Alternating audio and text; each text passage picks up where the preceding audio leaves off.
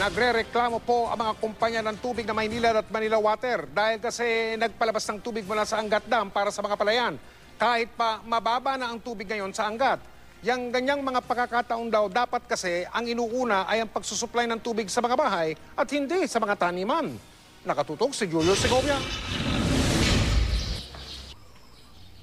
Dahil nasa critical level na ang Bustos Dam na nagsusupply ng tubig sa mga palayan ng Bulacan at Pampanga, humingi na ng ayuda ang National Irrigation Administration sa Angat Dam para hindi masayang ang mahigit 14,000 hektarya ng natamnan ng palayan.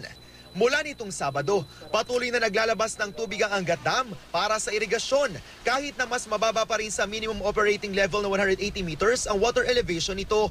Sa pinakahuling tala, nasa 177 meter level na lang ito. Pag di kasi sila nabigyan, yung potential damage naman doon sa mga standing crops nila. No?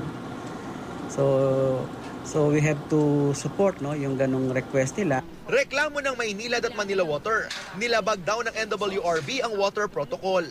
Kung anong nakatakda, yun ang sundin natin. Hindi rin ito dumaan sa konsultasyon at wala kaming sapat na abiso na nakuha mula sa kanila. Bakit hindi nga tayo officially sinabihan, bakit in-implement ka agad?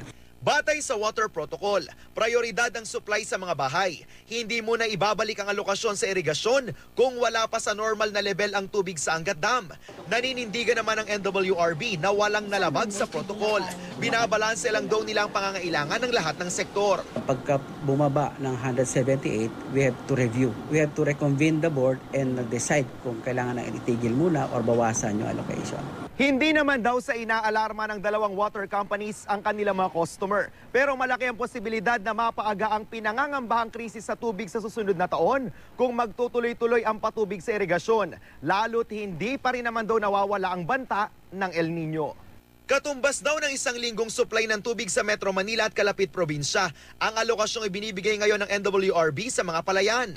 Magtatagal ang patubig hanggang katapusan ng Agosto. Kaya mukhang malabong maabot ang target na 210-meter water elevation sa Angat bago mag-Enero. Kung magpapatuloy yung releases ng to NIA, ito ay nasa 176 na lang yata.